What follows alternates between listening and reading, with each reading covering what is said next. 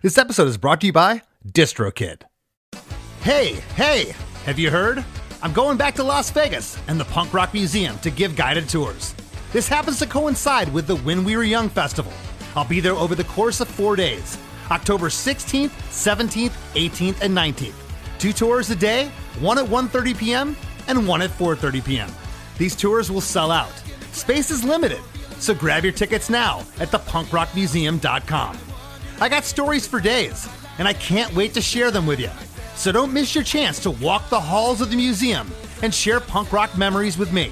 Head over to thepunkrockmuseum.com and get your tickets now. See you soon.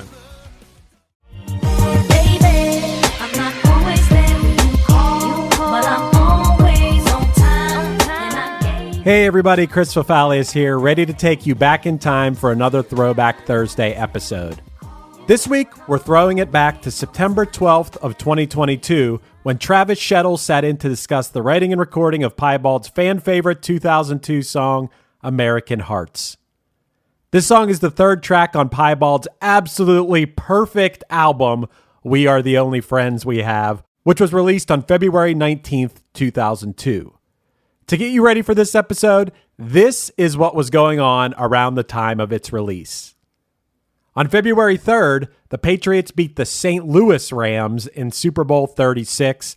This was the first of 7 Super Bowl wins for Tom Brady and the first of 5 Super Bowl MVPs for him. From February 8th until February 24th, 2002, the Winter Olympics were held in Salt Lake City. The games featured 2,400 athletes from 78 nations participating in 78 events. Norway topped the medal table with 13 gold and 25 medals overall, while Germany finished with the most medals, winning 36, 12 of those being gold. And the United States was third in gold medals with 10 and second in overall medals with 34. The closing ceremonies of these games were hosted by Utah natives Donnie and Marie Osmond, who for some reason voiced animatronic dinosaur skeletons during this. I don't know why. This also featured performances by Bon Jovi, Christina Aguilera, Earth, Wind & Fire, Kiss, Moby, and Willie Nelson. It's a pretty eclectic lineup there. On February 27th of 2022, the 44th Grammy Awards were held at the Staples Center in LA, and they were hosted by Jon Stewart. Alicia Keys won 5 Grammys, including Best New Artist and Song of the Year for Fallen. U2 won 4 awards, including Record of the Year and Best Rock Album, and Joni Mitchell won the Lifetime Achievement Award. What songs were popular at the time that Piebald released their signature album? The biggest song in the land at that moment was Always on Time from Ja Rule featuring Ashanti. Some other big songs in February of 2002, How You Remind Me from Nickelback, You Got It Bad from Usher, In the End from Linkin Park, Hey Baby from No Doubt, Wherever You Will Go from The Calling, Whenever, Wherever from Shakira, and Roll Out from Ludacris. It was a really weird time for movies in February 2002. The number 1 movie was John Q, followed by Black Hawk Down, A Beautiful Mind, Collateral Damage, and Big Fat Liar. Sitting at number 13 was The Mothman Prophecies, which is near and dear to my heart because I live not too far away from some of the places that the movie was filmed, and I just love The Mothman in general. How could you not? It's a fun movie too. Okay, Mothmen and Mothwomen, I think I've got you thoroughly up to speed on the time from which that Piebald album was released. So let's get into the episode. From September 12th of 2022, this is episode 120 of Chris DeMakes a Podcast. Travis Shettel discusses Piebald's American Hearts. Hey! You're part of it! Yeah! You're part of it! Hey everyone, today's guest is Travis Shettel, lead vocalist and guitarist for the Andover, Massachusetts rock band, Piebald. Together we take a deep dive into their fan-favorite single, American Hearts, taken from their 2002 album, We Are the Only Friends We Have. Talk about throwing in the kitchen sink. This song has it all. A hit-you-over-the-head anthemic chorus, a great lyrical storyline with amazing imagery, and more musical twists and turns than I can count. I mentioned to Travis that this song took me longer to dissect than any other song I've broken down here on Chris DeMakes a Podcast. It's literally one hook after another. Travis mentioned that this was the band's second attempt at recording the track, and he credits producer Paul Coldery with finding the right tempo that makes this song swing and groove the way that it does. I truly feel that Piebald were ahead of their time. And no one sounds like Travis to me from a vocal standpoint. He truly has his own thing going on. For all this and a whole lot more, don't touch that dial. Hey, hey, have you heard? Chris DeMakes a Podcast. Hey, hey, have you heard? Chris DeMakes a Podcast. Hey, hey, have you heard? Chris DeMakes a Podcast. Hey, hey, have you heard? Chris DeMakes a Podcast. Travis, my man, how are we today? I am good. How are you? I'm awesome. Where are you at right now? I'm in New Orleans in my dining room / sort of school desk area. Are you back in school? I am. I'm trying to pursue my master's in social work. Awesome. Congratulations. Thank you. Yeah, we'll see how it goes. This is my third semester. It's almost done. Then I start again in mid-August, and that's when I go into my field placement stuff. So I'll probably have much more of an idea if this is the thing or not, but I hope it is. Well, again, congrats. That's awesome. You know, I have a recurring dream / nightmare. You know, I left college after my second year at the University of Florida, and I had this political science class, and the teacher I couldn't stand him. And I have the recurring dream that I'm in the class and I didn't study for the test and I'm failing. It happens about once a year. So good for you. Yeah, that dream sounds terrible, though. So I get it. I dropped out a couple of times from college as well to go on Piebald tours. It would, I think twice I did, but I still managed to graduate from UMass Boston. But that was also in 2000, so a long time ago. Awesome. Yeah. So how long you been living in New Orleans for now? The last 5.5 years, since the very end of 2017. I love it. Well, for the listeners, before we started recording here, we were talking about how we both can't figure out how Piebald and Less Than Jake never played a show together. I'm kind of astounded by that. I also am. It just seems like at some point these paths would have crossed, Absolutely. Well, you guys were formed in Andover, Massachusetts in 1994. And the album, We Are the Only Friends We Have, was your third studio record, and that has American Hearts on it, which we're going to break down today. So if you can take us back to this time period of writing this record, do you recall writing American Hearts? I do, and we even wrote it before that because it came out on an EP called The Rock Revolution Will Not Be Televised that had 5 songs, and it was the first recording of American Hearts that we did with Brian McTernan. And it's a little slower and it's much less produced. And there's a guy above me, and he's washing windows, making $10 a pop. And he says to me, hey, you're part of it. Hey! But I remember writing the song before that with Al, the drummer at that time, and the rest of the Piebald guys, Andy and Aaron. And we were probably in a Boston practice space and just kicking around riffs. I usually would bring in something where I had a part A and a part B, but I might not know the rest. I'm like, This is a verse, this is a chorus. Let's put it together. Where's the other stuff go? What is the other stuff? And so I think I had that. Yeah.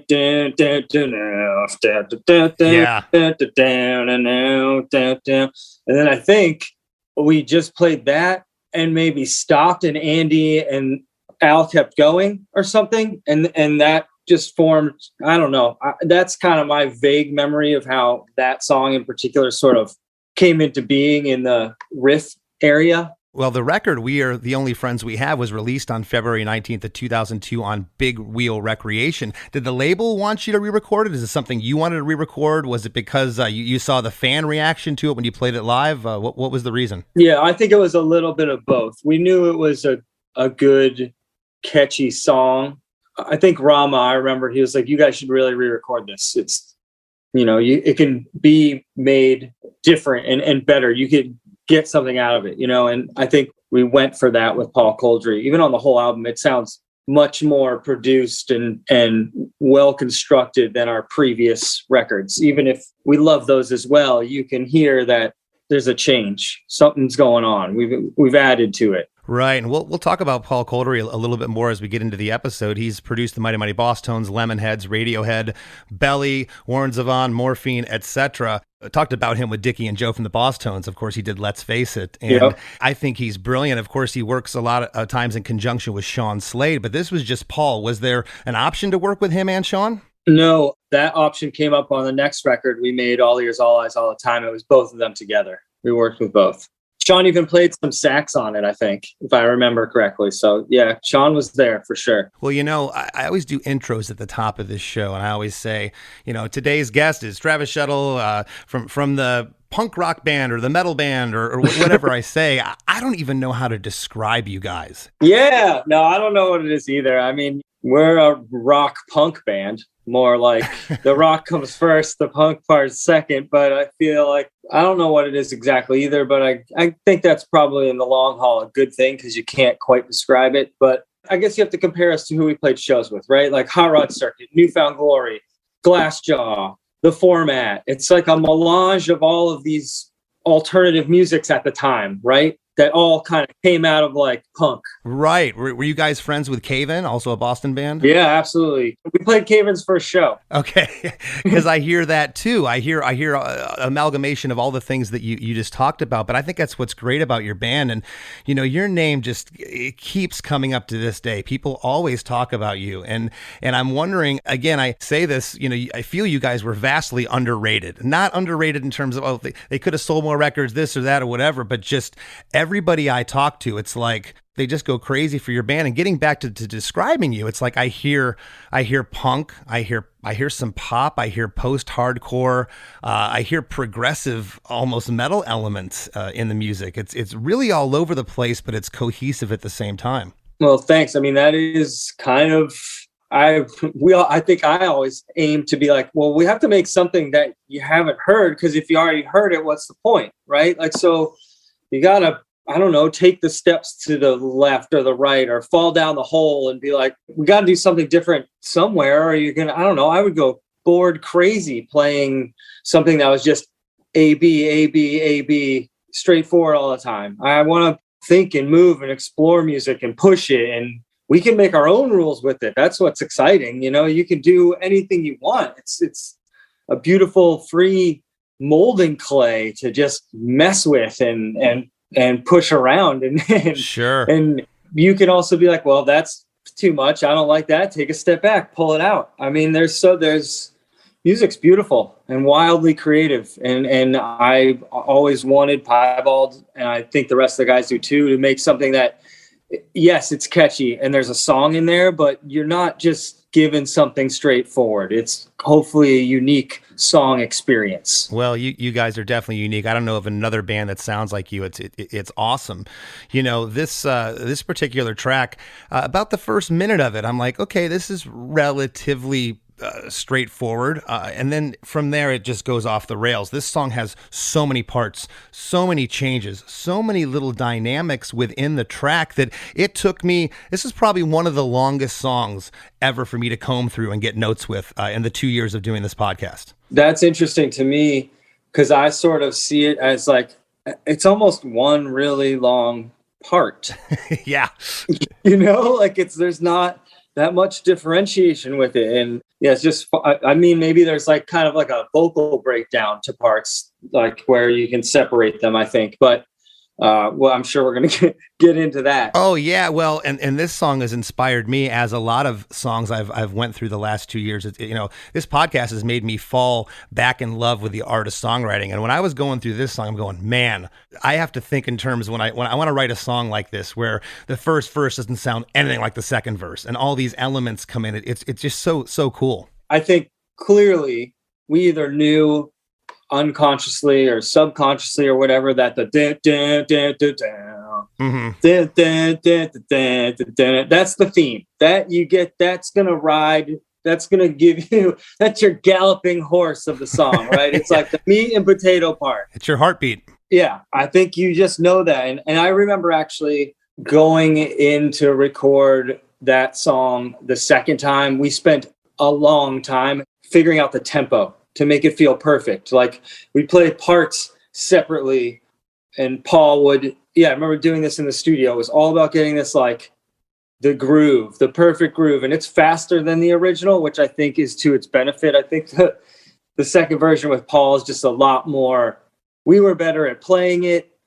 It was a better production. The tempo was very clearly thought about. There's a lot of, I think, cool guitar interplay in there. So we really, I think, made it better. And I do remember spending a lot of time on the tempo. It was like we'd move back and forth 5 BPMs and then, snuggle it in there and be like, no, it's got to be a little bit slower. And we would wrangle with it. I do remember that. Yeah, and I didn't hear any tempo mapping going on. And for the listeners, that's where you'll have, a different metronome in different parts of the song. Did you decide on 1 BPM for the song? No, I think what we would do, we just found the like groove, pocket for everything. It wasn't like switching it per part. It was like, we just got to make sure the song in all parts feels the most grooving. But yeah, I do remember just spending a lot of time on getting the right tempo for that song.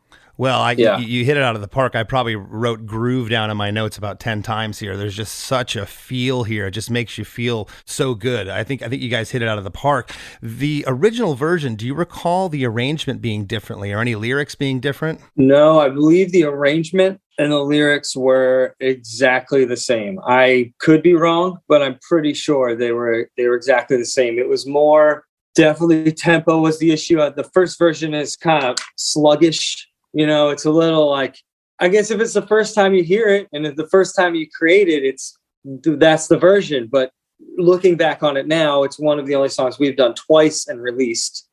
So I see our second version as being exponentially better. We were better players. Again, the production, I don't think much changed from the original format of the song. So when Paul Kolderie heard the track, he obviously heard the original. Was he one of the ones pushing to re-record it? What did he think of the song? Do you remember? I think he liked it. I don't remember him pushing or pulling. I don't remember him having a perspective either way. I remember him coming to 2 of our practices, which I thought was really cool that happened. I don't know. It's just something I hadn't experienced before. Yeah. He came and we played him all 14 songs or something, or maybe we had 12 at the time and we were working on 2 more because we recorded 14. That's cool that you thought it was neat that he came to, because I remember the first time a producer came to our rehearsal space, it was intimidating. Like, why are they here? Are they going to change our songs? What are they going to do? And that's sometimes what happened. He would, it was awesome. I have this I guess it's a very visceral memory. I can remember it. He was sitting on like an amp or something on the other side of this place outside of the burbs of Boston. And I just remember him, he'd be like, all right, play another one. And he'd just sit there and kind of close his eyes and then just kind of jam and be like, oh, that's great. And I remember after Look, I Just Don't Like You, we started it and played through the end. He goes, that song needs an intro. And we're like, he's like, before the lyrics come in, it needs an intro. And if you'll notice, it doesn't have an intro. It just kicks in. It doesn't look good to me. It doesn't look good to me. So I'm sleeping outside your room. What happened is we added an intro and came back next week and he goes, no, you got to take the intro out again. And then like things like that would happen too, where it was like he saw the song as we did and was like, that maybe was the way for this band to do this, And so like we would have a nice rapport going back and forth at those practices. And I thought that was at least unique to me at that time. That's awesome. And he wasn't stubborn or he didn't have an ego in the sense that, he could admit, you know what, I was wrong. You guys are right. Let's just crank this off the top how you had it. Yeah, that's what I remember. And it felt very democratic and creative and nice. It was awesome. That's cool. One last thing before we jump into the song, when you decided to re-record this track, where did it sit amongst the other songs on the record? Was it like, this is a retread, or were you just as excited about it at that point? We were just as excited about it. And I remember there's kind of like a strange, I don't know, when the album came out, it was right after. It was right after 9/11. Mm-hmm. And so Rama, I remember, and, some other people worked at Big Wheel and people around would be like, you got to push American Hearts. You got to they're like, this is the time, just put it and I think my thinking was like, I don't we wrote this song like 5 years ago. This shouldn't be the single. Like, and then we went with Simple Plan. And looking back on it, who cares? We wrote all the songs. I probably should have just listened to people and been like, just because we said the word American Hearts in it, maybe people would have just grabbed onto it and then found out about our band. I don't know, but that's not the path we chose. So, but it was right around that time. And I remember, you know, like, what's his name? That guy that has that song, I Still Love You, New York, or whatever, where Brian Adams, one of them.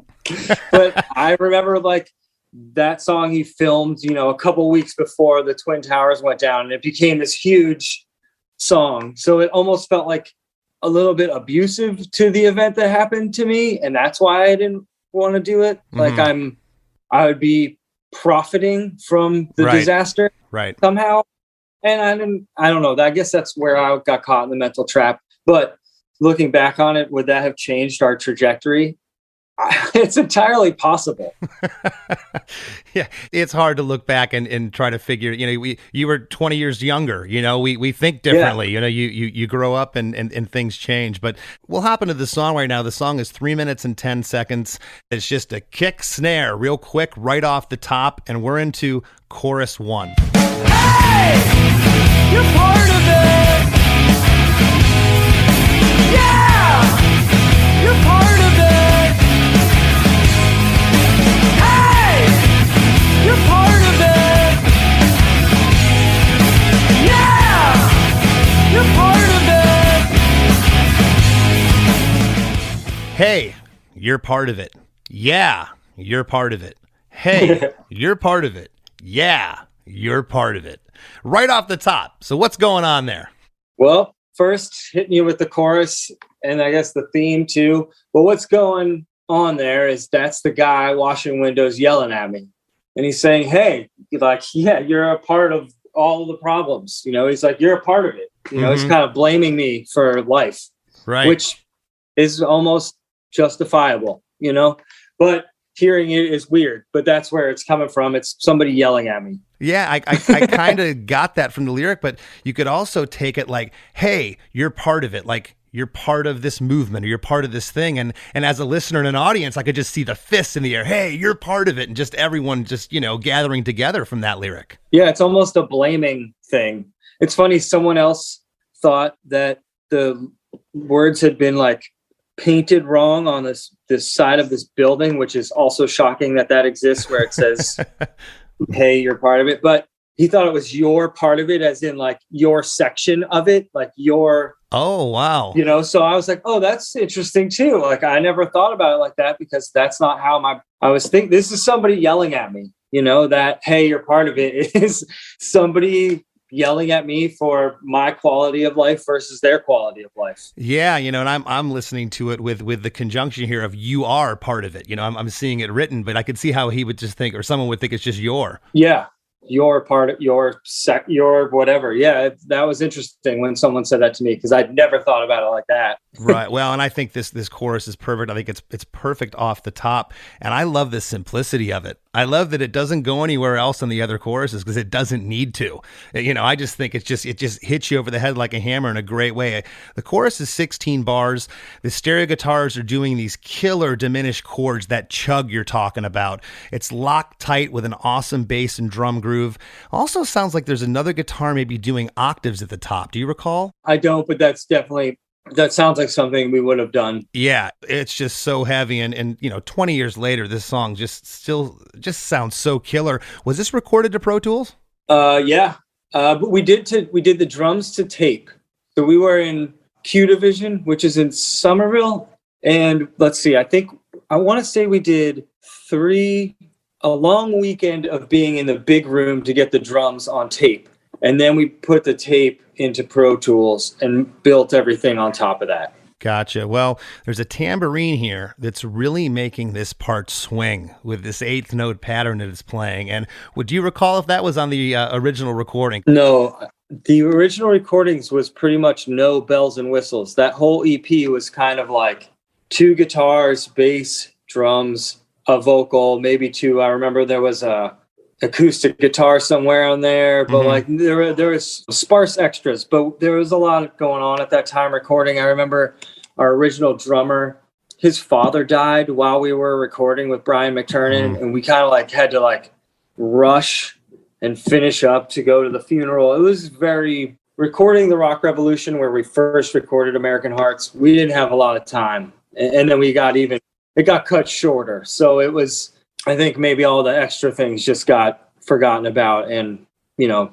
decided, whatever, this is how we do things anyway. That's good enough. But, you know, obviously when we worked with Paul and going to Q Division, which was a very real studio, very like known place in Boston, it just changed what we could do. We had a month at Q Division. It was amazing. I mean, that was like being in music vacation. It was so cool. You had the luxury of time for the first time in your career, it sounds like. And as you mentioned earlier, the original recording was more so of a demo, which you just said it was very stripped down compared to this. But once in a while, I'll mention a tambourine in a song when it makes the part, and it just has to be here. Man, it just makes this part swing. It's awesome. And it's a single vocal throughout here, except for the hey and the yeahs. It sounds like it's doubled there, or maybe there's a couple other vocals. Do you remember how many vocal tracks were on that? Yeah, probably what we did is doubled a group. Like I probably did a vocal, and that's maybe up front a little more. And then we probably probably not John. He was pretty not, he wouldn't have done that. It sounded like the vocals are kind of pan left and right with one up the center. Yeah, like I said, I think it was like we went in there and did hardcore style, where we went, hey, you know, like four of us, and then we did it again and put one on the left and one on the right. Something that's really awesome here is then the main riff continues at the end of the chorus, but only for one bar. It's such a cool fake out. You think the riff's continuing, but it's dropping into verse 1 there. That's genius. I walk the streets of a Carolina. That little bar there is awesome. Maybe we talked about this earlier a little bit, but I think that was almost a development by mistake. I think we played it 4 times, and that was all we had. And Andy and Al at the time kept going. And then I think we were like, well, that's where the verse is. We just lay it over this bass line, and Aaron and I get out of there with the guitars, and that's the verse. I walk the streets of a Carolina, watching people pushing shopping carts. And there's a guy above me, and he's washing windows, making $10 a pop. And he says to me, hey! I walk the streets of a Carolina, watching people pushing shopping carts. And there's a guy above me, and he's washing windows, making $10 a pop, and he says to me. So this is kind of like a few of my walking around for whatever reason on tour and in the cities I live in experiences, you know? So like I've combined a few things from my life at this point when I was writing that, and I kind of just took a bunch of scenes that I'd had and then the experience of the guy kind of yelling at me who was a window washer, and put them together in that verse. Well, again, the verses of this track, nothing ever is the same. And I love this first verse. The guitars hang out over the first verse. They're ringing out from that fake out I was just talking about for the first 2 lines. And then they swell into some really great feedback before a staccato punch of guitar chord, just boom, it drops. And there's a guy above me. And the guitar completely goes out of verse 1 there. The last 4 lines here, it just breaks down to bass and drums. Again, on the original recording, was it like that, or was that something you did with Paul? No, that was like that. But I think we were able to make it more dramatic with Paul. Mm-hmm. You know, it was more well executed, thought out, and conceptualized when we hit the studio with Paul.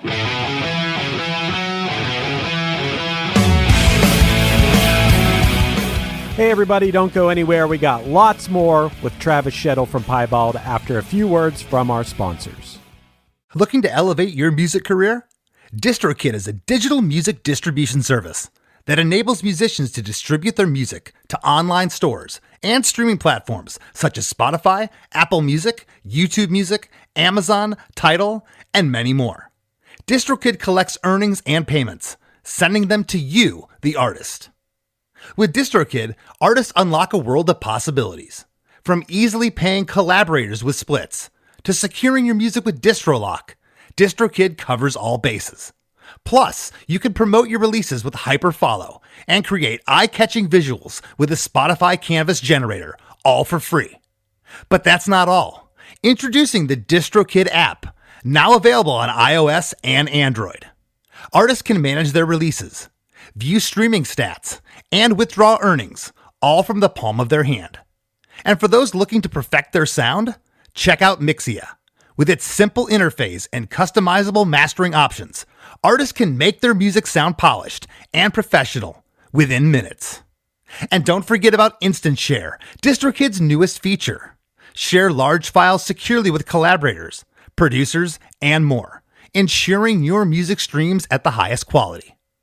Ready to take your music to the next level? Download the DistroKid app and explore their suite of tools today.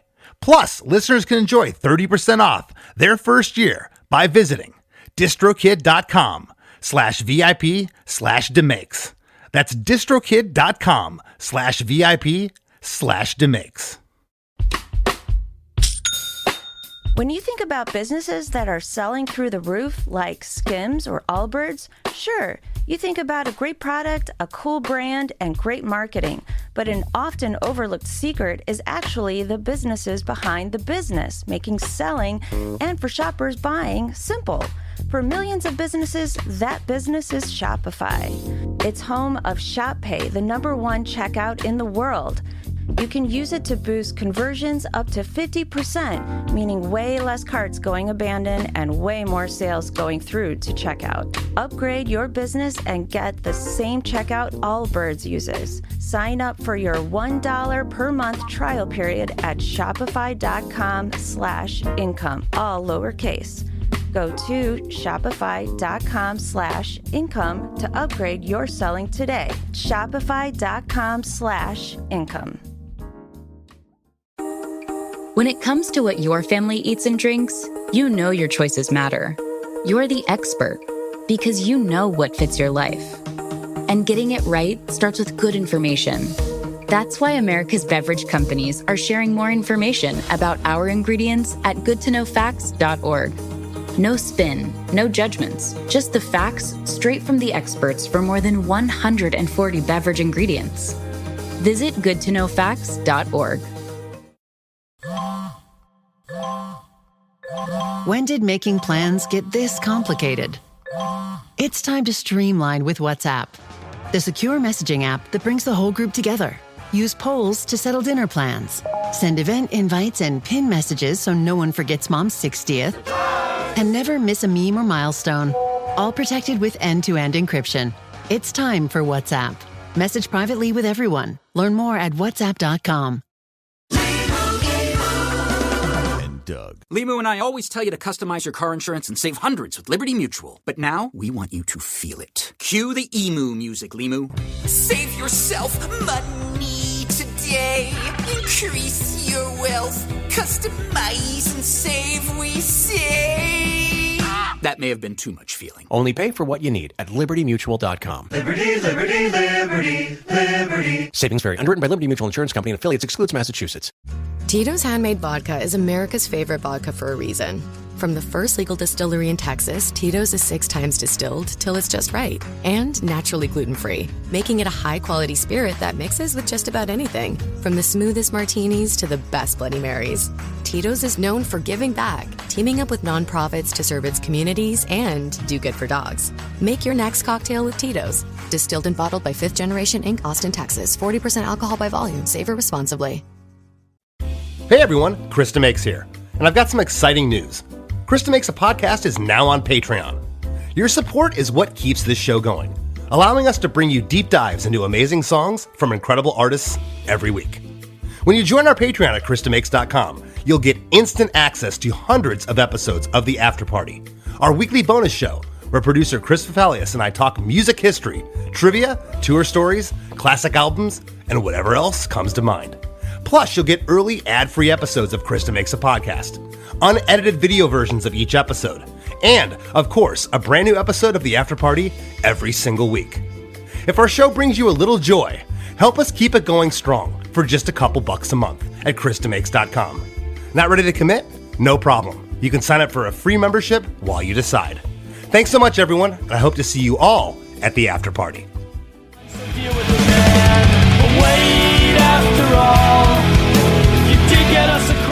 And now, back to the show. And when you're first listening to it, it drops out. I'm thinking, you're thinking initially it's only going to drop out for a second, but it goes for all four of those lines. You're wait, what happened here? But it's perfect because when you go into chorus 2, it just, the lights come back on and it's huge. And he says to me, hey, you're part of it. Yeah, you're part of it. Hey, you're part of it. Yeah, you're part of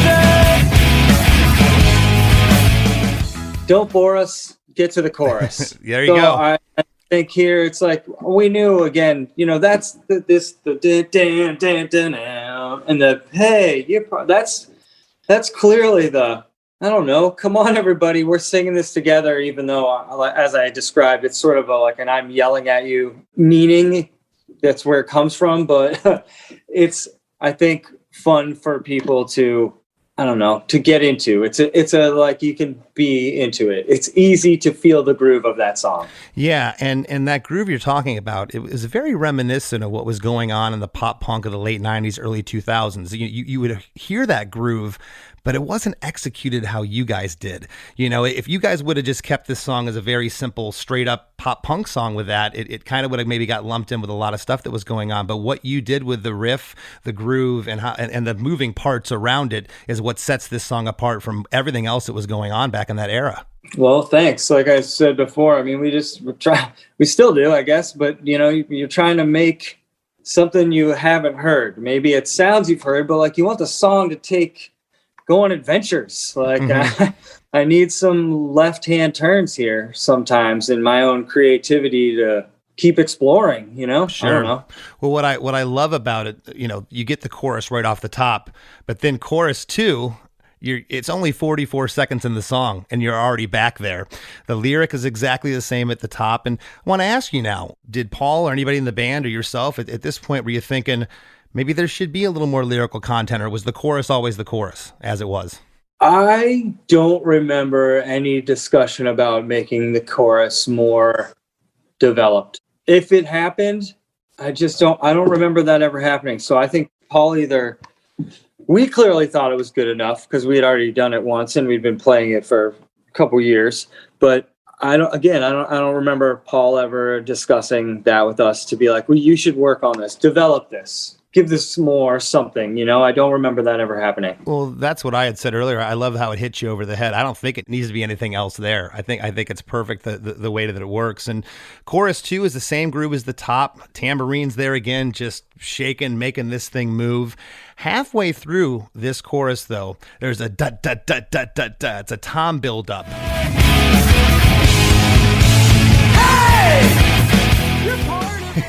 That fill is just so heavy. It sounds like there's a ton of room or reverb on those toms at that part. Do you remember talking about that in the mixing? It just sounds huge. I don't, but I do remember us focusing on making the drum sound huge. That was the part. Like that was, sure, we'd made a few albums and EPs before that, but this was certainly our time, a month in this amazing studio to like working with Paul to get like the most amazing sounds we could. And he knew what kind of band we were, like we are a loud rock band. We're a loud, annoying rock band. So make us a loud, annoying rock band, like do it. I wrote down that's the Fugazi part. It's something that they would do, those drum fills. And it almost sounds on first listen like it's out of place, but it works so well. Right after chorus 2, we go into verse 2. Say, sir, well, have you heard that this country is unequal still? History continues itself.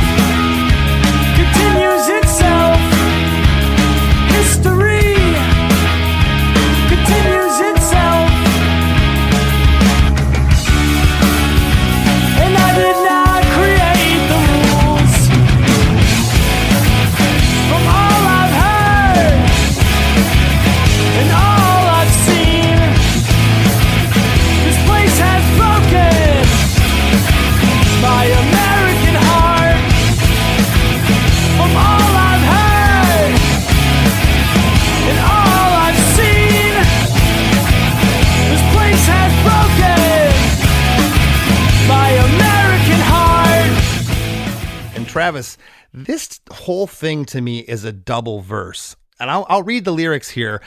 I didn't know, like, maybe the second half, is this like the first pre-chorus in the song? What's going on here? But I'm calling this whole thing a verse, and I'll get your opinion in a moment, but I'm going to read all the lyrics here and have you set these up.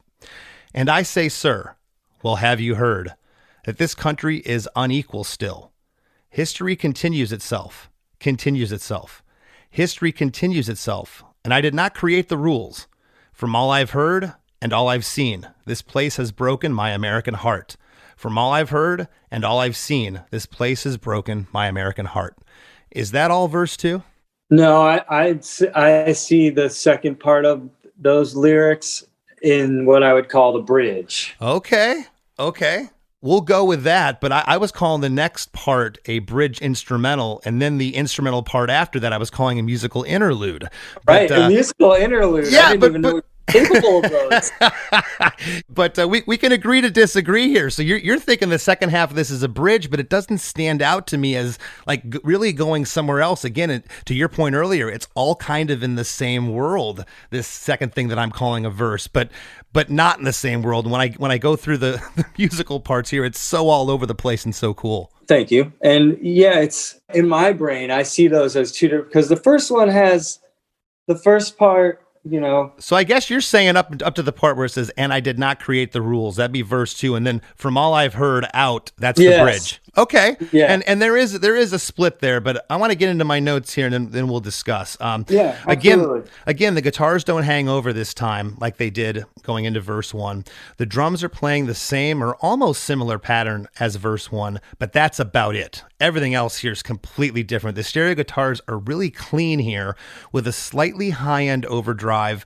And I can't tell, Travis, it's either a crazy guitar effect or a keyboard that's doing this little 3-note run on all the first on all first 6 lines. We were really into, and we still are, something we call guitarmonies, where you're just like, you know, you layer a guitar going and then you find a harmony of it and you layer, you know, you put 2 of those up top, and that's where you can put like a scuzzy guitar and a twinkly guitar, and you kind of mix them together and have it be one, you know, and have those sit on top of the mix a little bit more, like a, you know, sort of a Thin Lizzy style. Sure. But just for a couple notes. But yeah, we love guitarmonizing, as we call it. And it's so great that you mentioned Thin Lizzy, because they're in my notes later. And when we get into those guitar harmonies that you're doing and what I'm calling the bridge, that's great you mentioned them. I had written here that that guitar effect that almost sounds like a keyboard. It's so crazy. It's got this like reverb on it. It's awesome.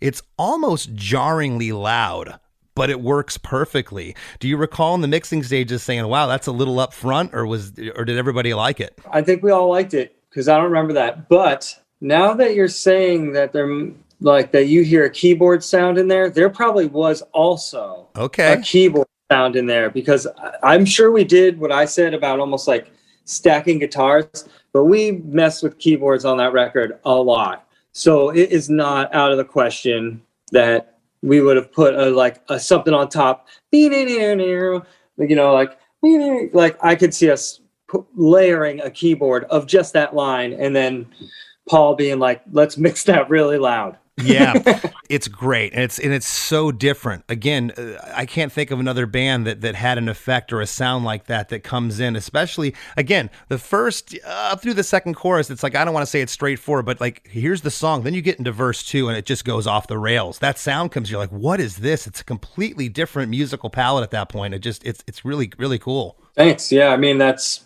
what we were going for. So we did it. Right. Well, on the third line, history continues itself. The guitars get slightly heavier there for the next 4 lines. And on the first, history continues itself, that lyric, it's the same progression on the guitars, but it just changes key for that one line. What's going on there? That's incredible, that part. It's unequal still. History continues itself. I don't know why we did that. I think it was a way to turn that into a part almost. Like it felt by just doing the. I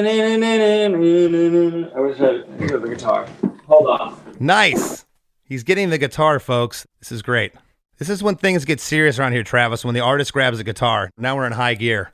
I haven't picked one up in a while. Maybe but I do remember the early days of playing this, and we had like limited pedal boards and kind of smaller, just a couple effects. I remember always having the effect on the part where I go, oh yeah, you know, some sort of like phasey thing. But okay, the main part is this, right?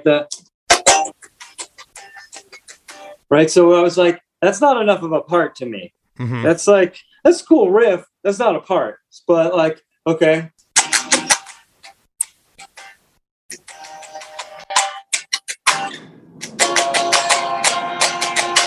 Just move it down a step but shorter.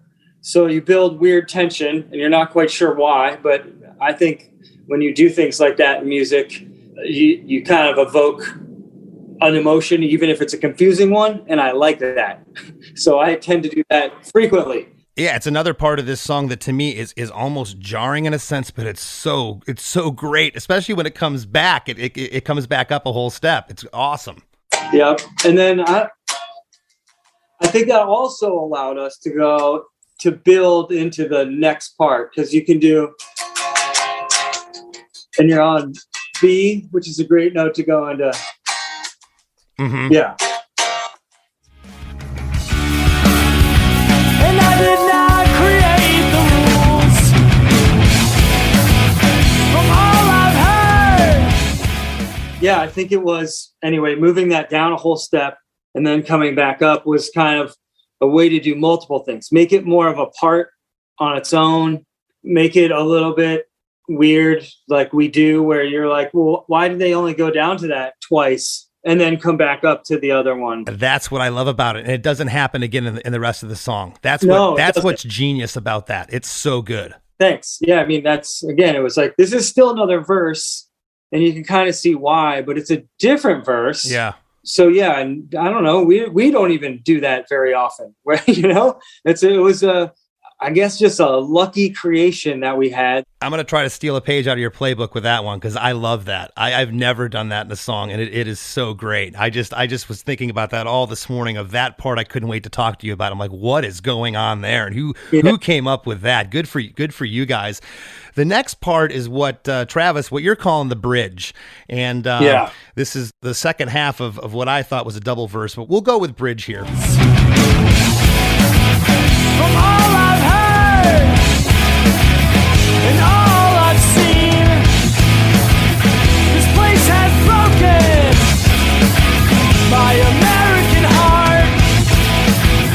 From all I've heard and all I've seen, this place has broken my American heart.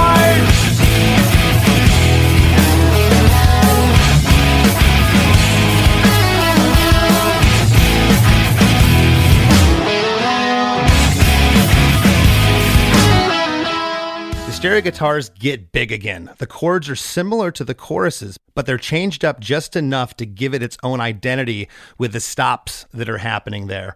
I love this second half again. It carries the pulse of the song. It's still in the same world, but yet you're getting something just a little bit different the way the guitars are phrased. Yes, I remember thinking, okay, well, if this is the theme, I want to hit the beginning of that, but do something different. So then you still got but it was a time for me to then put vocals in, to make it a weird time signature, and then also get to do, you know, like, so, I don't know. It was just another thing that we did at that time to make this song take a little bit of an unusual turn. Because I think even that part's in like 10 or something. It's like a kind of weird time signature. Yeah, you want to talk about taking a left turn. Where the song goes next, it's unreal where it goes, because this, what I'm calling the bridge, the next instrumental part, and this whole next section, I could either count, depending where I started, 11 or 12 bars. It's weird. It kind of, I couldn't really tell. I kept counting differently. I was kind of going crazy last night, but we'll call it 12 bars. There's some really great stops in here where you're getting this little dual guitar harmony runs. It's this thing, right? That, yes. And then the other guitar's going. Yes. Yeah. Yeah, it's great. It's the Thin Lizzy, Boston, Yeah. Iron Maiden. They all had that great dual harmony guitar runs. I love that part. And then we go into a 16 bar, what I'm calling a musical interlude here, which it's a whole other feel for this part.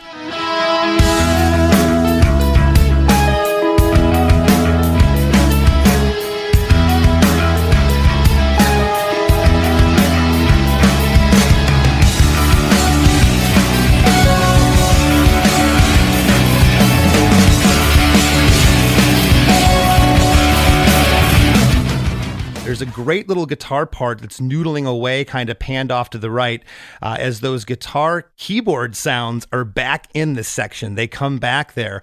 The stereo guitars get progressively heavier on the last 4 bars before a big drum buildup takes us into chorus 3. This part is awesome. Thanks. That, again, is this. It's these 2 notes. With this one, but each one is longer. Yes. But we sort of just needed a place without lyrics, a build to get you to the end where you know you're going to get the hey, you're part of it again. Yeah. You know, or maybe you don't, but we're giving it to you one more time. Well, like I said, man, I mean this with the utmost sincerity. It was tough going through this song. There was so much going on, and I was sitting here. I kept counting parts. Is this 11? Why would they do 11 bars? That's weird. Wait, now it's 12. Why am I counting? Wait, where did I start my count at? I was all over the place with this one. It took me a long time to go through this song, and it's just, I think it's testament to great songwriting. Thank you. Thank you very much. I think it's, just to clarify, I think it's 12 bars. That's what I wrote here, but at the same time, there's something I can't explain it. It threw me for a little bit of a loop. There's like 3 sets of 2, and each time something gets added. Each 2, I think. Right. Well, and the guitar lick thing happens 4 times in that part. Right. Yeah, I haven't actually heard the song in a while, to be honest. Or you know what? But you don't drive down the road and listen to yourself? Come on, Travis. I do when we're recording the thing, if I can. But usually not after that. Once it's over, I hear it in passing if I'm somewhere and it's being played around me. Right. A guy came into the bar the other day where I work, and he started asking me questions about being in a band, and he's like, I gotta play one of your songs. And I was like, well, if you play American Hearts, and this is really weird, on these jukebox down here that are in bars, these like digital ones, American Hearts plays for 30 seconds and stops every time. What? I haven't. Yes, it's so strange. I don't get it. I kind of find it fascinating. I think it's funny, but it's also weird, and I probably should see what's wrong with it. You should definitely figure that out, because it's happened multiple times. You're probably only getting 30 seconds of royalties, Travis. I mean, I'm probably not getting any royalties from that thing. Let's be honest. Yeah, I know those have kind of dried up over the years, huh? Well, yeah. After what I'm calling the musical interlude here, okay, if this isn't a musical interlude and the other part was the bridge, what's this part? No, this is a musical interlude. That's just a fancy name for, I don't know what I would have called like a musical part, but it's the same thing. It's a musical interlude. And it's a way, I think, also to bring back this for a second and even make this, going down to that other note, make a little more sense in the long run, too. You know, I don't know. It was bringing back another one of the small themes in this song, I guess. Right. Well, after we get out of that musical interlude, you hit chorus 3. And there's a cool high guitar single note that's held over, kind of panned off to the right, this like feedback that comes into chorus 3. It's great. Hey! You're part of it! Yeah! You're part of it! You're part of it! Yeah! You're part of it!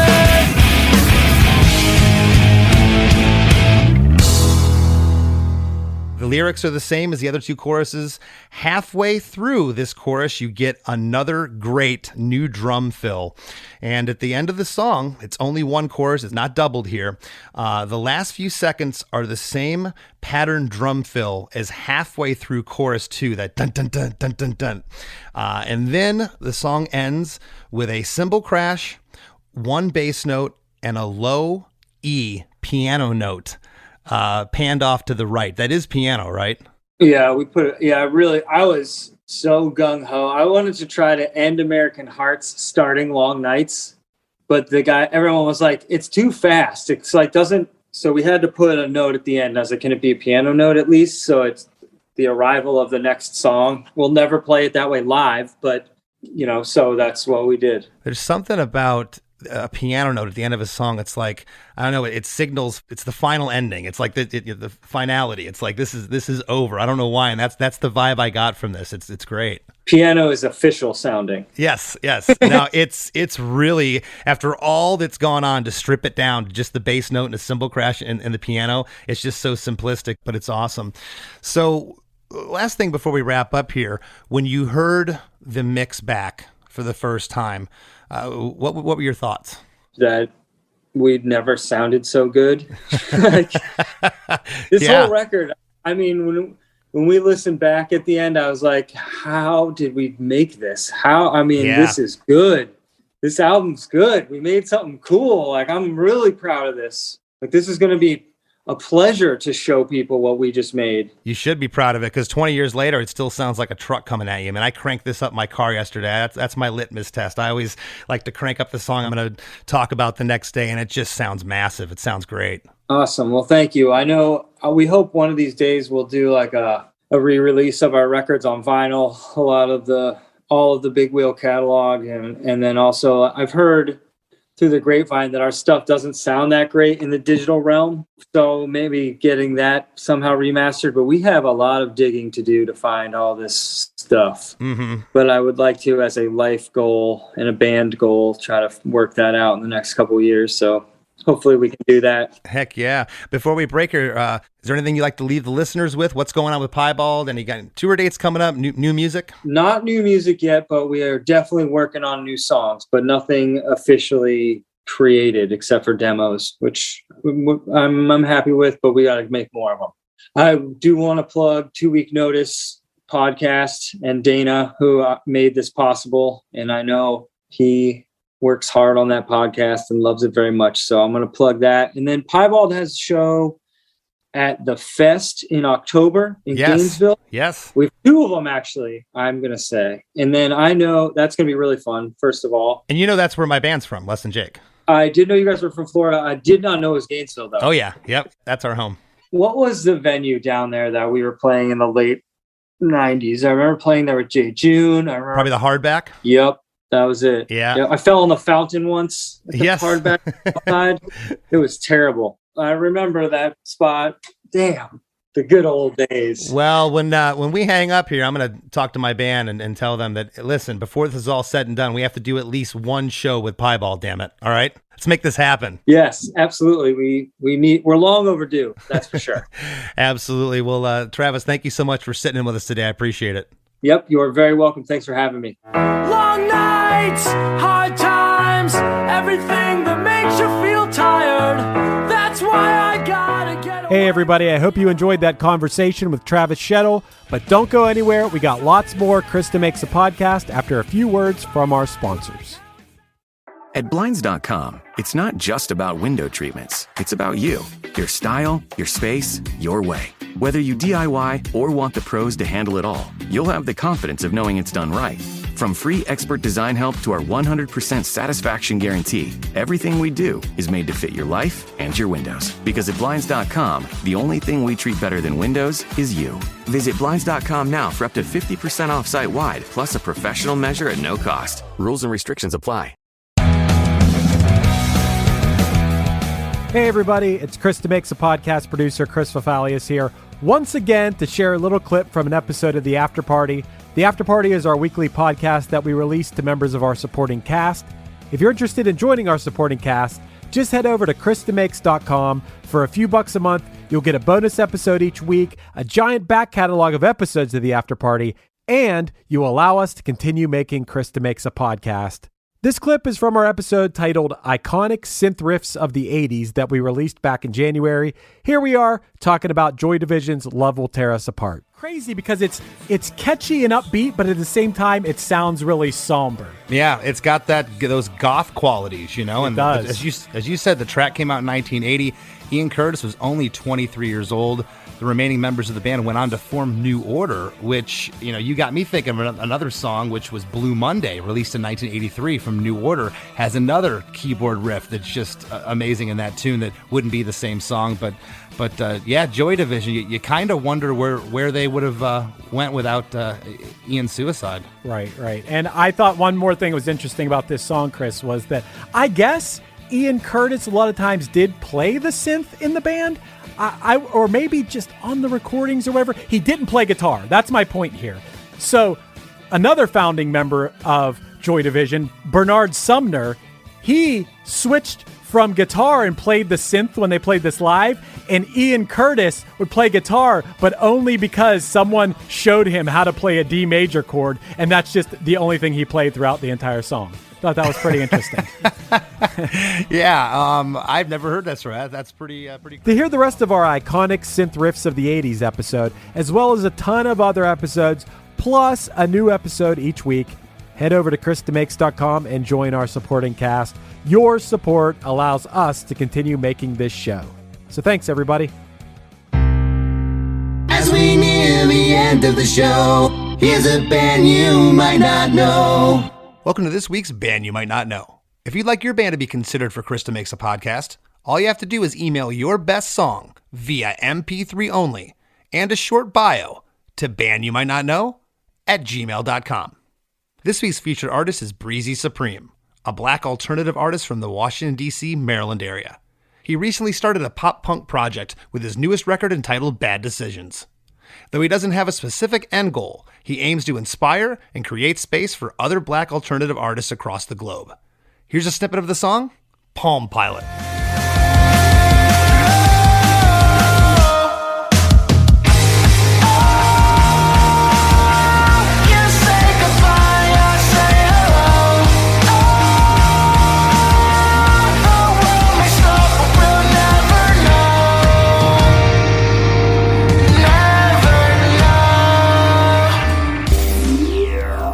The Wrap with Chris and Chris.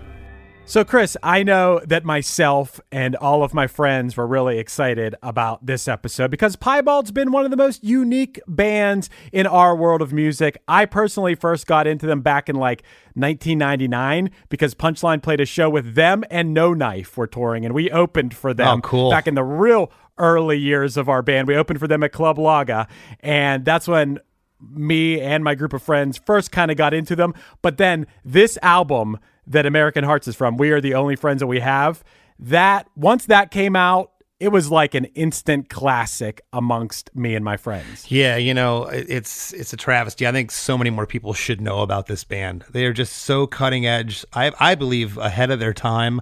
I think that, you know, I had mentioned to Travis what was going on back in 2002.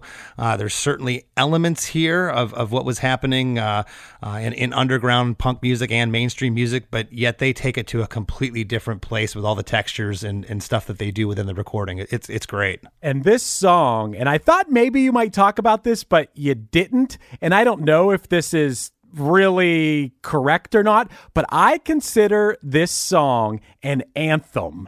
And I say that because once again, I'm bringing up my group of friends, the people I have hung out with. I can't think of a more anthemic song that we all celebrate. You put this song on it at a party, or you cover this song for fun, and people just love it. People lose their minds about it. Would you think of this song as kind of an anthem? Yeah, now that you mention it, absolutely. I completely agree with that. You know, hey, you're part of it. Yeah, you're part of it.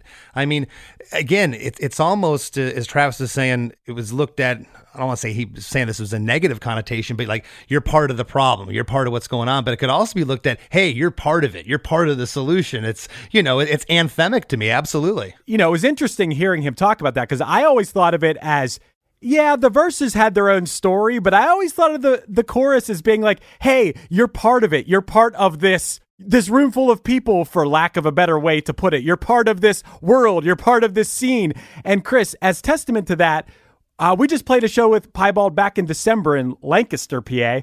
And just like you said, just as you picture when you're listening to this song, every fist in the room is in the air with every hey, and it feels like you're part of it. I don't even know.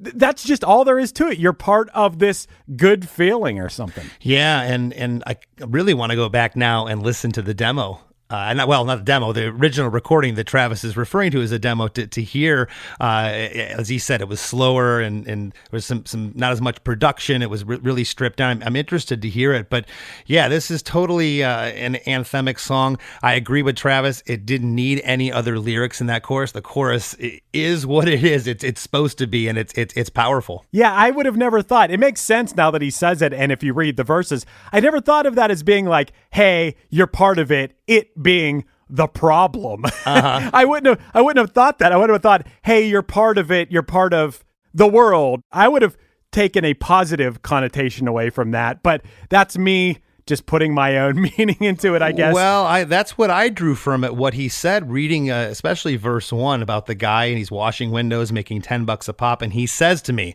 hey, you're part of it. You know, he's angry with his life. You're part of the problem, guy in the fancy car that I'm washing his car. Or I don't know if Travis was driving a fancy car, but whatever car he was driving. Right, yeah. Chris, another thing that I thought you guys would maybe touch on here, and I don't know if you necessarily got into it, but the producer of this song, Paul Coldery. Yes. Now, I remember Dickie and Joe talking. He was one of the producers of The Impression That I Get, right? Yeah, him and Sean Slade produced the whole Let's Face It record. Right, and I remember Dickie and Joe talking about the huge way that the chorus came in, where Dickie did that, like, you know, scream that he does to go into the chorus to have that dynamic shift. Yes.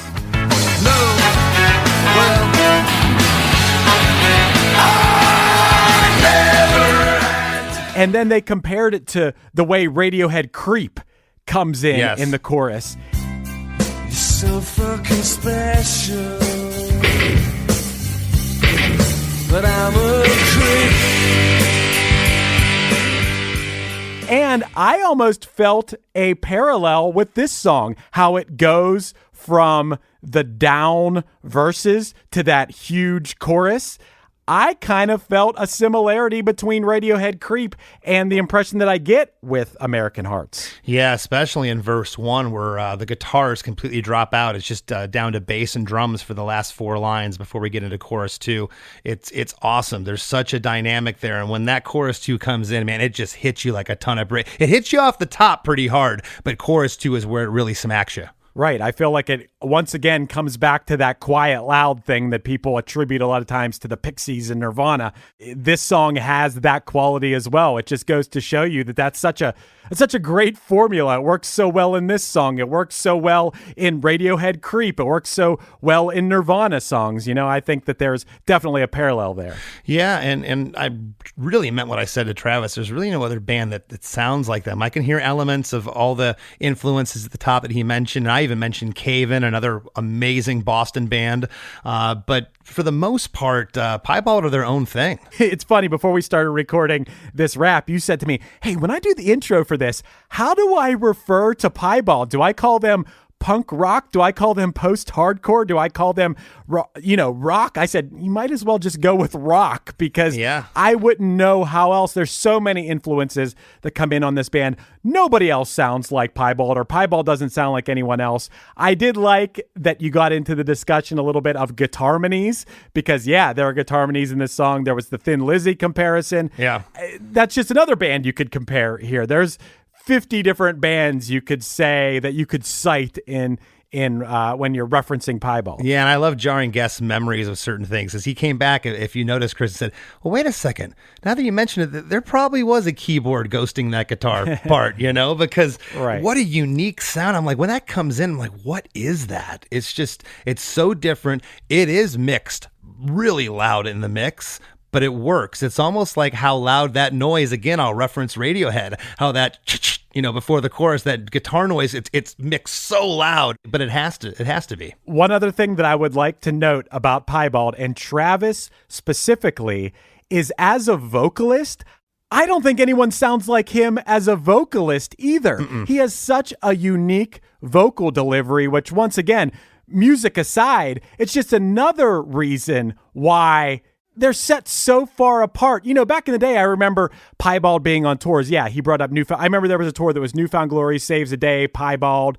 That was one that like came through back in the, I don't know if it was late 90s, early 2000s. They're very much like in our scene. Like, it wouldn't be weird for Piebald to be on tour with Less Than Jake, and it wouldn't be weird for Piebald to be on tour with Cave In. They kind of fit in a lot of different styles of music that are all under the same umbrella. They fit in, but they're also their own thing. Absolutely. Yeah. I was really just kind of taken aback by the whole thing when I was going through this song at just how it kept getting more interesting as the track went on. It's just like that whole, you got 12 bars followed by 16 bars. That's a long time. We're talking about a minute here of this song that's just instrumental. There was no lyrics there, but the part is just so interesting. And after all that, you come into one last chorus, and that's all you get. They don't double it at the end, and then it just ends with a bass and piano note. And I think that's just the icing on the cake. Chris, I'll tell you one reason I was really excited about this episode was you and I have a little bit of an age gap. And like you said to Travis, Less Than Jake and Piebald, for one reason or another, have never crossed paths, have never played a show together. And I was pretty sure that you weren't familiar with Piebald.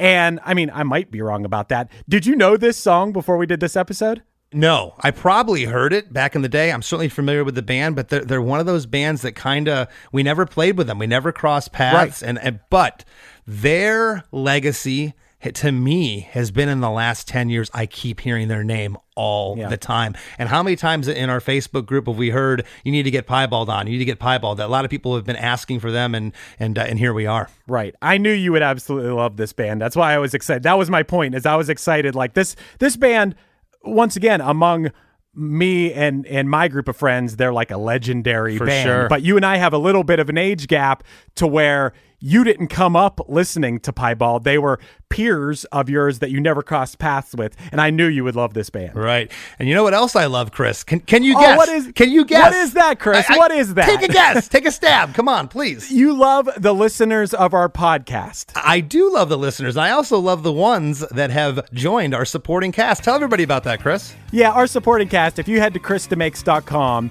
not only will you support the podcast that you love, aka Chris DeMakes a Podcast, but you'll get a bonus episode of the After Party podcast where Chris and I make it. We make them a lot of fun. They're very entertaining. They're very educational. You'll get one of those every week as well. And of course, you support the podcast that you love. So ChrisDeMakes.com if you're interested for a few bucks a month in supporting what we do over here at Chris DeMakes Podcast. Absolutely. That's awesome, Chris. And if you haven't already, give me a follow on Instagram at LessThanChrisD. Check out my YouTube page, too. Chris DeMakes YouTube page. Got a bunch of cool stuff on there where you can hear my custom songs and jingles. Yes, that's right. I write custom songs and jingles. If you'd like more information on that, hit me up at ChrisDeMakes@gmail.com. And I want to thank this week's guest, Travis Shettel, for sitting in with us. We'll see you next week. Hey, friends. Have you been loving Chris DeMakes a Podcast? Well, spread the love by leaving a 5-star review on Apple Podcasts and Spotify.